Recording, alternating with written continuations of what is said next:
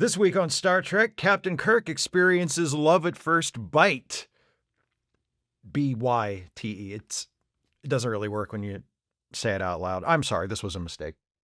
This is a review of the Star Trek The Original Series episode Requiem for Methuselah. If you have not seen this episode and you don't want to know what King Solomon, Alexander the Great, and Merlin have in common, be warned, spoilers beyond this point.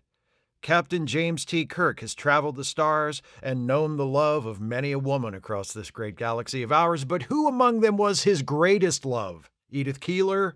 Miramani? That blonde lab technician? None of the above. This episode answers the question definitively, and the answer is the robot lady he knew for a few hours. With the Enterprise beset by an outbreak of space fever, Kirk, Spock, and McCoy have beamed down to the nearest planet they could find that has the mineral necessary to make the cure for space fever. Time is a factor. They have only 4 hours to begin treating the outbreak, or everybody on the ship will die. Fortunately, there's some antidote mineral nearby. But as they start off to collect it, they're blocked by this happy little fellow who immediately starts shooting. They pull their phasers to fire back, but their phasers don't work. Well, that's not fair. The drone advances on the landing party, but before it can make the kill, this guy steps in and calls it off. Kirk introduces himself and starts to explain what they're doing here, but the guy says, yeah, I know all about it. I've been monitoring your ship. Your crew has the space fever, and you need to make a cure from some of my rocks or they'll all die. Well, tough titties. You can't have my rocks, so kick rocks. Rhetorically speaking, don't touch my rocks. McCoy asks the guy, who says his name is Flint, to please reconsider. The effects of space fever are awful, McCoy says. The symptoms are like the bubonic plague, only it kills you in 1 day. The mention of the bubonic plague sends Flint into a Sophia Petrillo-like reverie. Picture it. Constantinople, 1334. Half of Europe is dying of a plague carried by rats, who are also dying of the plague. It was bad. Almost as bad as after MASH. Flint's recollection of the plague is so vivid and clearly personal to him, it's almost as if he was actually there. His attitude immediately reverses, and he invites Kirk, Spock, and McCoy to come hang out at his place while M4, the drone, gathers the rocks for the space fever antidote. Kirk's like, damn, Bones, that really did the trick. You should reference the Black Death more often when people don't want to cooperate. They arrive at Flint's place, and right away Kirk, Spock, and McCoy notice his impressive collection of art and priceless antiques. McCoy clocks a Shakespeare First Folio and a Gutenberg Bible. Flint's like, yeah, aren't they neat? Hey, try the booze. I'll be right back. We cut to another room of the house where this lady, we find out her name is Raina, is watching TV. Hey, look at that, Star Trek is on. She's like, I mean, it's a little dull, but I don't see why the ratings are that low.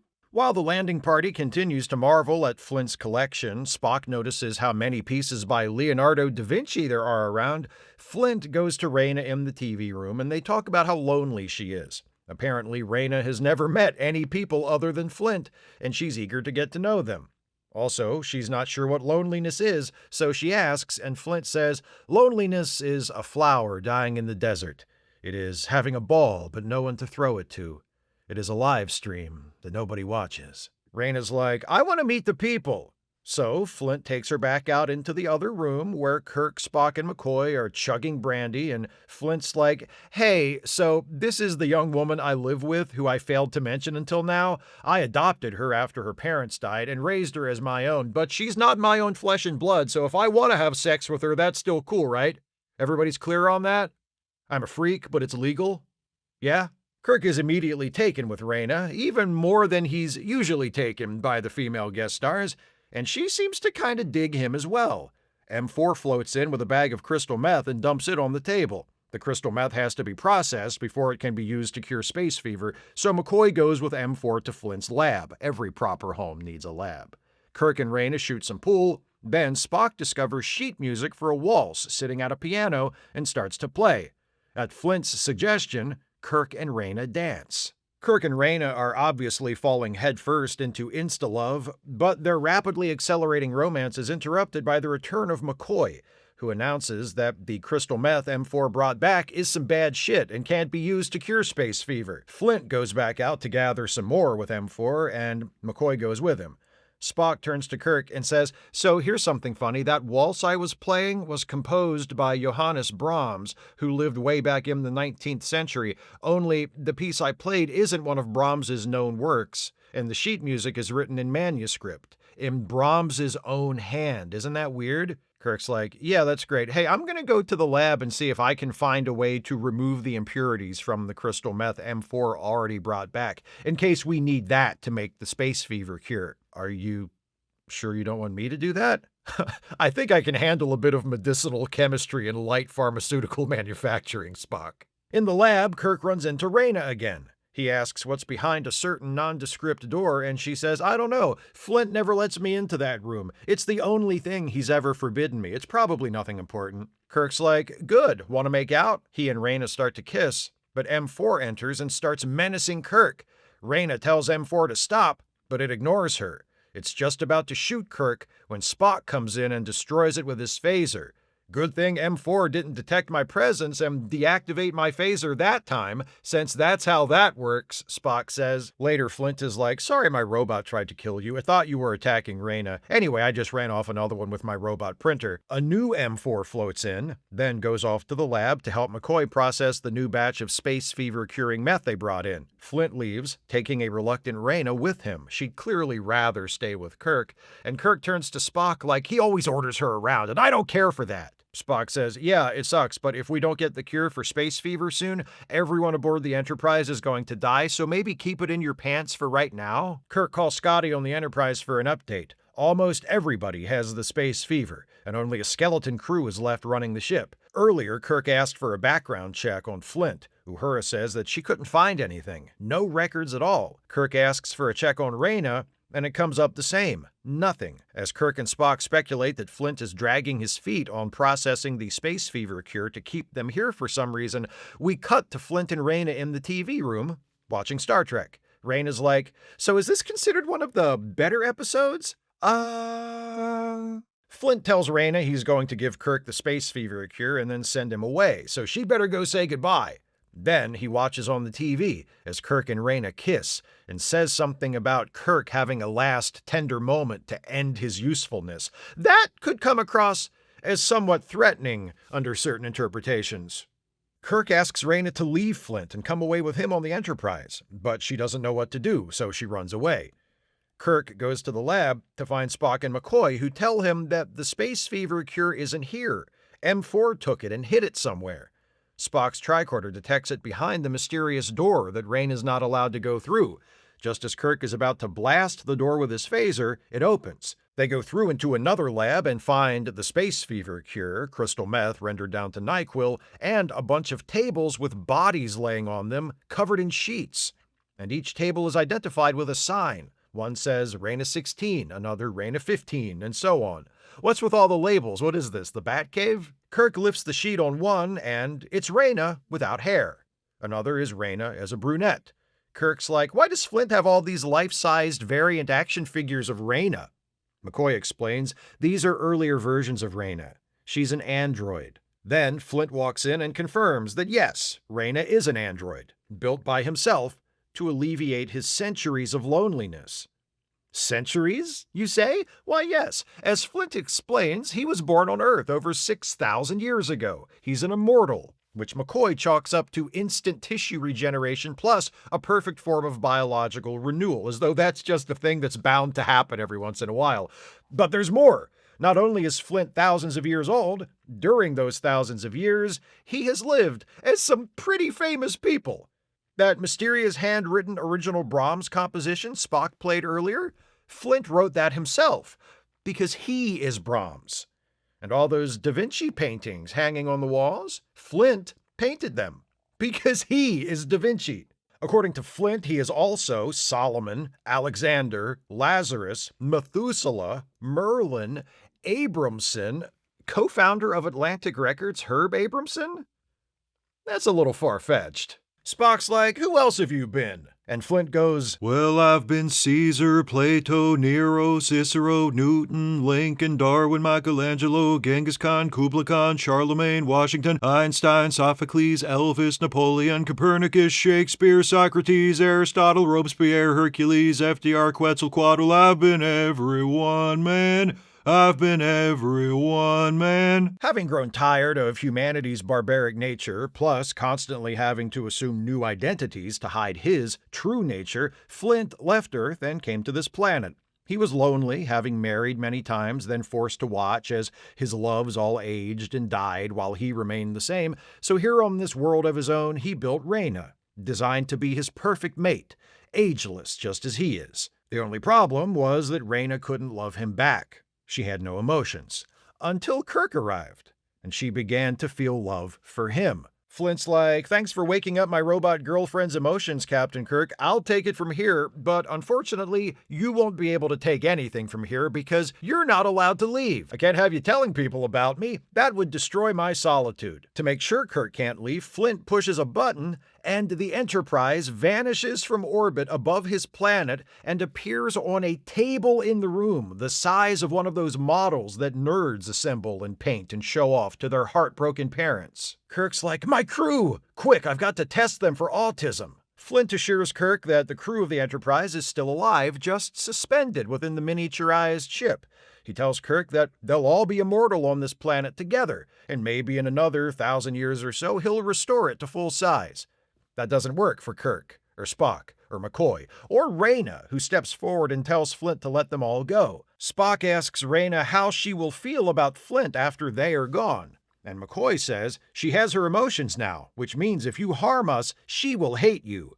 So Flint's like, okay, fine, and he pushes a button, and the Enterprise is restored to full size and orbit above the planet. Kirk and Flint fight over Raina, which doesn't go terribly well for Kirk, since Flint, in addition to being immortal, is also super strong. Raina yells at them to stop, like, "No one is going to order me around. From now on, I gotta go where I want to go, and do what I want to do." Flint says, "Raina, stay with me." Kirk says, "Raina, come with me on the Enterprise." Raina goes, "Bzzzt," and dies. Spock explains, "See, what happened was, she loved you both, but her new emotions were too powerful, and she didn't have time to adjust to them and the contradictions they created, and she didn't want to hurt either one of you, so she died. Sad, really. I mean, not to me." Back on the Enterprise, Kirk is moping in his quarters when Spock comes in to let him know that the NyQuil they made from the meth they found on Flint's planet worked, and the space fever outbreak is under control. Kirk's like, "That's great, but I'm still bummed about the death of that robot I just met. I sure wish I could just forget about her. Anyway, night-night," and he puts his head down and goes to sleep right there. He's obviously taken his NyQuil already. McCoy comes in and tells Spock that he's analyzed his tricorder readings of Flint, and it turns out Flint is no longer immortal. Leaving Earth caused him to begin aging normally. He'll live out the remainder of a normal lifespan and then die. McCoy looks at Kirk and says, "You know, Spock, I feel sorrier for you than I do for him, because you're an unfeeling Vulcan, and will never know the agony or the ecstasy of falling in love with an android a lonely old man built to be his personal love doll. That's the real tragedy. Anyway, I sure wish Captain Kirk could forget about her. Bye." Spock lingers for a moment, then goes, "Oh shit, what the hell," and walks over to Kirk, mind melds with him, and whispers, "Forget." Wait, I should probably be more specific. Forget Raina. Oh, and also, forget that you loaned me your Booker T and the MG's record. I really like it, so I'm keeping it, and I don't want to have you constantly after me about it. The end! This episode just keeps throwing things at us, doesn't it? Maybe that's why, despite taking place entirely in one pretty ordinary location, featuring only a handful of characters and concerning itself with only one plot line, it's actually not as sluggish and boring as a lot of other classic Trek episodes. I'm not saying it's good. It's certainly not representative of Star Trek at its best, but it is a bag of ideas, as they say, and that at least keeps things... well, interesting might be taking it a little far, but it at least keeps things from getting too boring. The plot is absurdly complicated and childishly simple at the same time. A lonely old man builds an android wife for himself, but the android falls in love with Captain Kirk and dies when she can't choose between the two men or bring herself to hurt either one.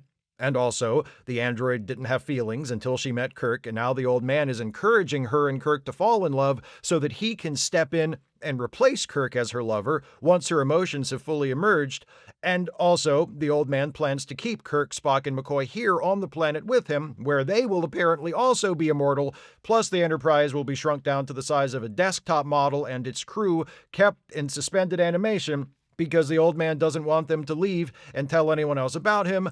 And also, the old man is thousands of years old and has existed as numerous significant historical figures and is a genius with access to incredibly powerful technology. And also, the Enterprise is suffering from an outbreak of plague that theoretically Kirk, Spock, and McCoy are here to find a cure for. That's a lot being put to the service of relatively little. The emotional heart of the story winds up being Kirk and Raina's love story, and I don't believe in it for a moment. It's understandable that Raina, having led a sheltered life, might have her passions stirred for the first time at meeting Captain Kirk, this exciting stranger from another world, but Kirk falling so hard, so fast for her, it feels really, really forced. I guess the idea is that she's the perfect woman or whatever, but that doesn't come across. She seems fine. Not fall deeply in love as soon as you see her fine, but fine. Kirk loves Raina because the script requires him to. Their romance is as manufactured as Raina herself, and because of that, everything else in the episode falls flat. Without a compelling plot, all we're left with are the incidental details, of which there are a ton, and some of which are at least amusing in their bizarre randomness. So it's not enough that Flint is an immortal who grew lonely in his agelessness and tried to create an equally ageless mate for himself, because for the story to make sense, that's really all he needed to be. No, he's not just an immortal human. He's an immortal human who was known throughout history as some of the most famous and powerful men to ever live. Alexander the Great, Leonardo da Vinci, Merlin, who is apparently a real person. The title, Requiem for Methuselah, isn't merely literary, it's literal. Flint is Methuselah, which is ridiculous and is also my favorite thing about the episode. For someone as irreverent about canon as I am, episodes like this one are absolute gems, not for their value as stories, but for the undeniable absurdities they add to that sacred canon that far too many fans insist on taking far too seriously. Oh, you think the fictional history of Star Trek should be regarded as this profound, hallowed thing, handled only with the utmost care and respect? Methuselah, Leonardo, and Brahms were all the same person, and 200 years from now, he moves to outer space and builds himself a robot girlfriend. Happy birthday, nerd. By the way, today is actually the birthday of my very best friend in the world and fellow Star Trek fan Jason Harding, and I'd just like to take a moment to wish him a happy birthday that is entirely separate and distinct from what I just said, which was not at all directed at him, my very best friend in the world. I wish I enjoyed the episode itself as much as I enjoy the fact that Flint, with all of his ludicrous past identities, exists in the Star Trek universe.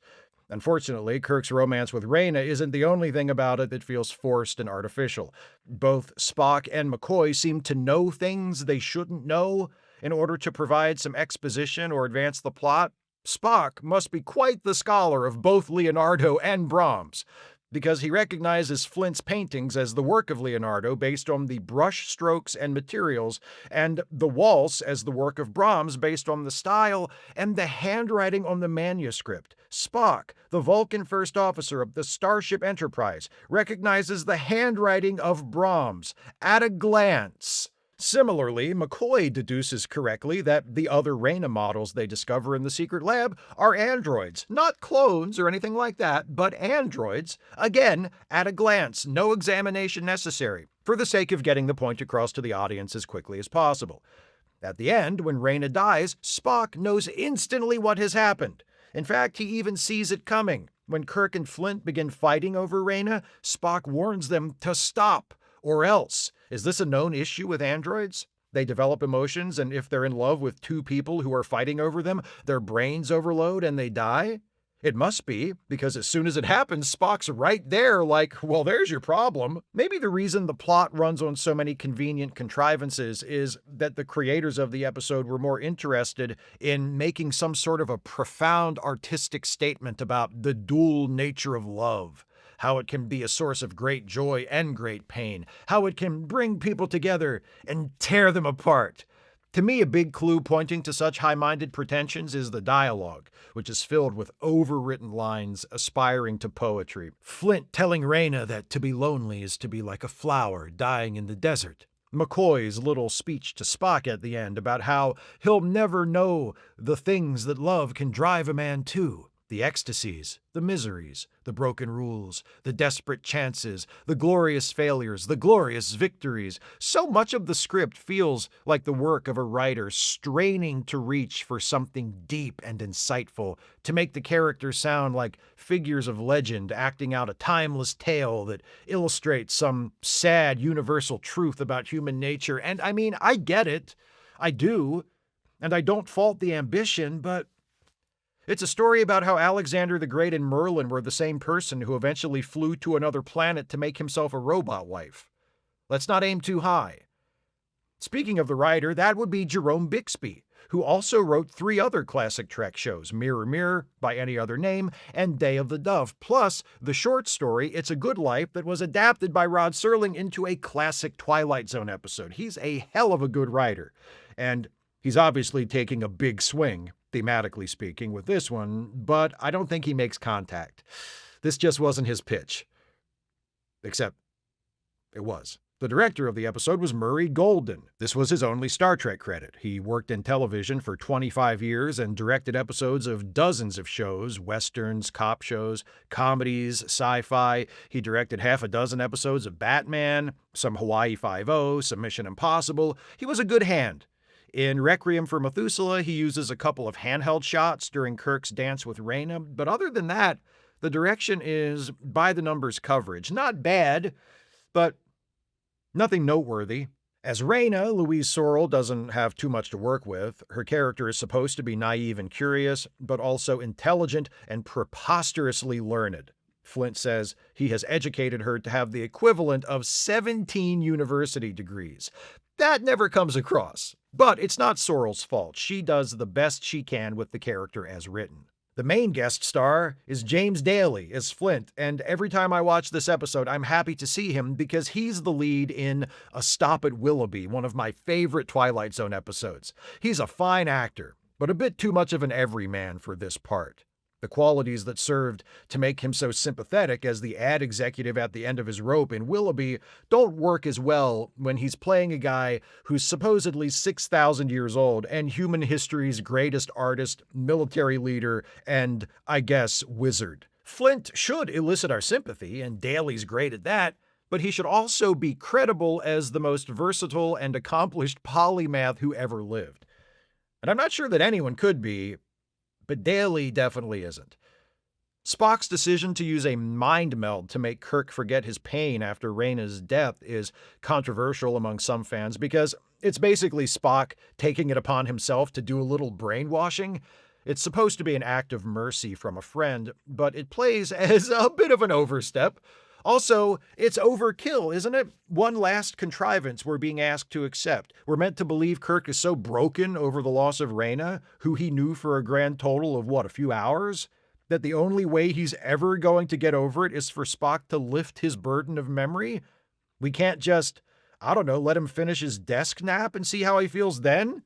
I know that wouldn't be a very satisfying ending, but neither is what we got. Ultimately, Requiem for Methuselah plays as eccentric but underwhelming. I wish that it was either capable of attaining the lofty heights it's reaching for, or that it was as bonkers in its execution as it is in its conception. An episode that throws this much nonsense at us should be a lot more fun to sit through. Those are my thoughts on Requiem for Methuselah. What do you think of this episode? Please share your thoughts with me in the comments. If you'd like to support this channel, and I sure wish you would if you can afford it, you can do so by becoming a patron at patreon.com/Steve Shives, becoming a channel member by clicking the join button, or by making a one-time gift by clicking the thanks button, or via PayPal or Venmo. Links are in the description. Please join me next time as this batch of reviews of wacky aging episodes continues, and we move on to Star Trek: The Next Generation for a look at an episode from that show's second season titled unnatural selection. See you next time for that. Thanks for watching, and take care, everybody.